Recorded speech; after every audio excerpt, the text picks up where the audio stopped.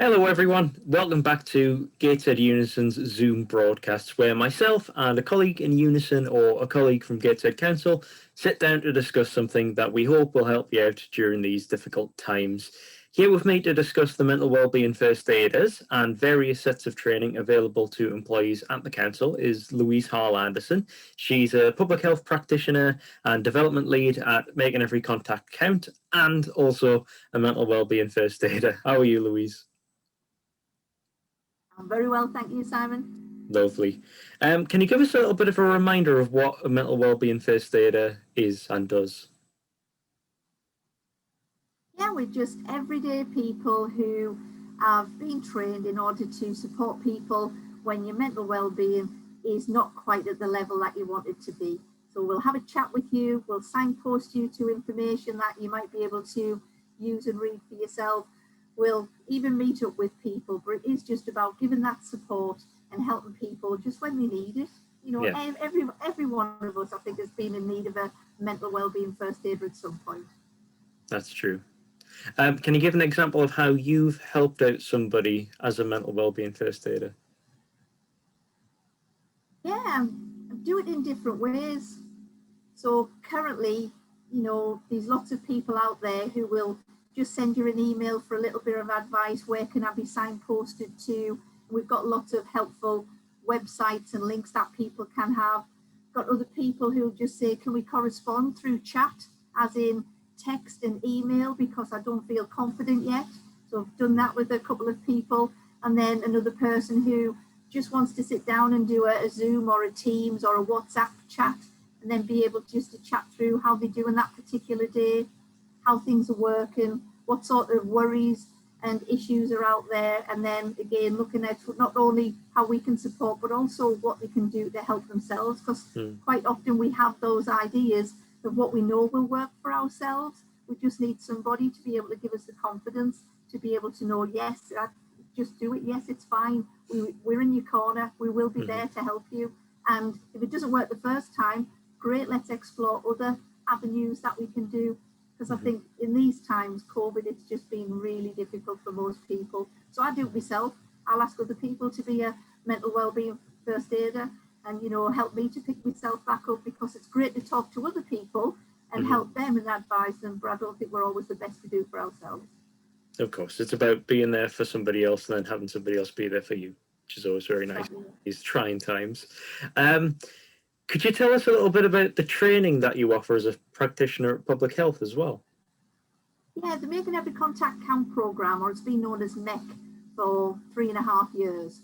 This has been around to help people to just be able to have that brief intervention, that brief advice, that brief conversation. Now, in an ideal world, we'd all have an hour set aside to be able to have a conversation with somebody, but it could be as you're out walking your dog, it could be as you're moseying around the supermarket and suddenly, you know, that conversation happens.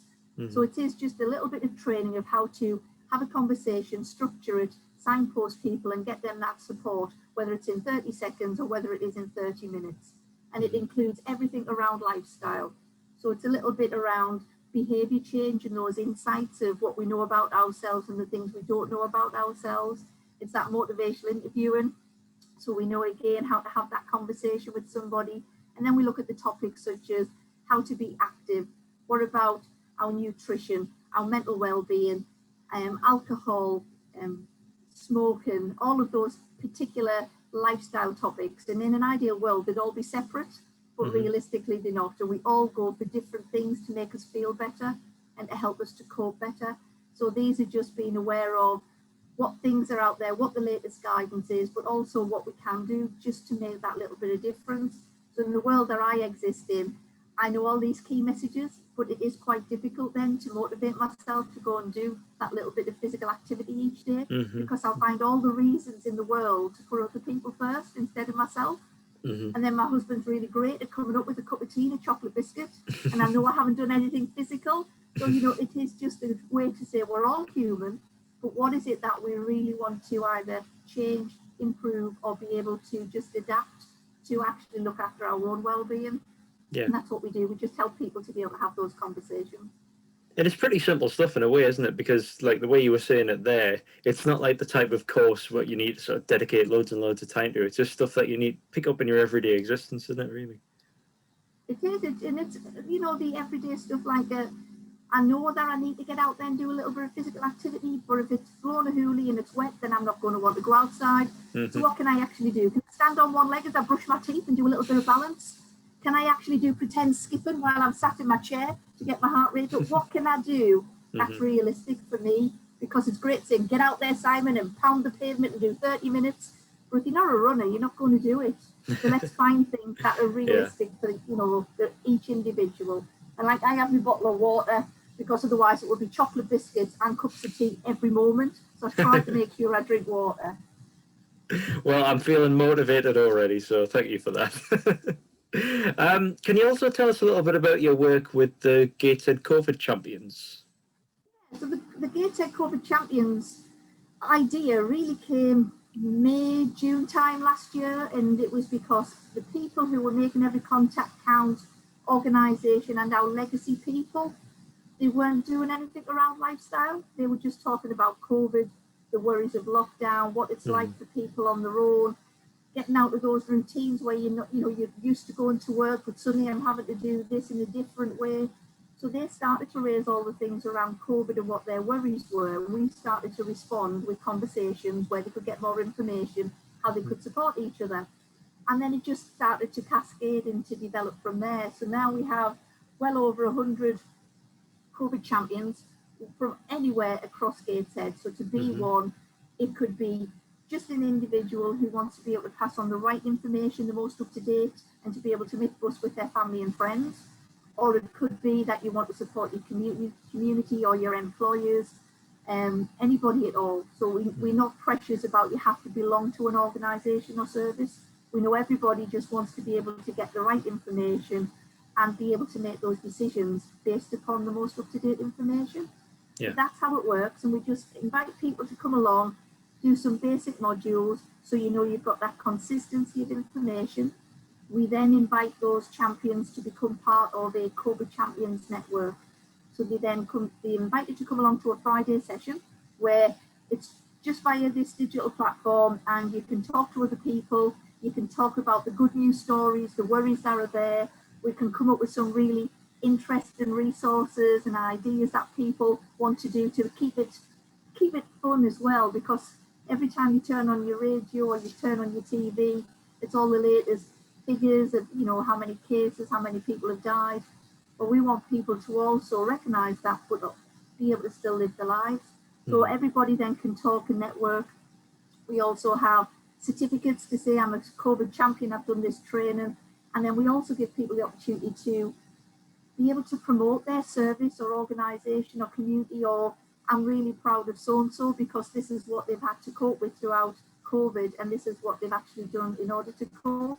So it isn't just about, have you been keeping your 2 metre social distancing? It's more around, I'm really proud that so-and-so who's been on their own, we've been able to do this, and that's made me proud of them in order to cope with COVID. And one of the most exciting things that we've got is we're coming up now with the COVID song. So we recognise that people, if you get a tune into your head, then that hopefully will help. So watch out for that, and hopefully we'll have it next week or the week after. All right. Well, that's going to be an earworm, I can tell. But that's good though, you know, so just like bringing people together in a positive way rather than just like a sort of as a support network, which can seem like quite hard for some people, but to be able to put a positive spin on that is what we like to hear as well. So and you know, there's so much on social media, the different messages that we've got out there, and how do you know what's right and what's wrong? So we then say to people, if there's anything you're worried about, bring it in, and then we unpick it and then start to look at, well, actually this has been edited in a particular way and the real message is this. So then people then can challenge that. So it's all about myth busting and just feeling confident to say, actually what you'll find is if you look at so-and-so, this is the latest information, or this is the latest guidance, and just making it specific, because the message that you would have with a child is going to be totally different to one of our young adults, and totally different to a conversation that you'd have with a grandparent. Yeah, of course. Well, that's all It seems like a very big picture, but it's really quite simple. Everything that Louise is involved with is basically bringing people together on whatever level. So that's really nice to hear.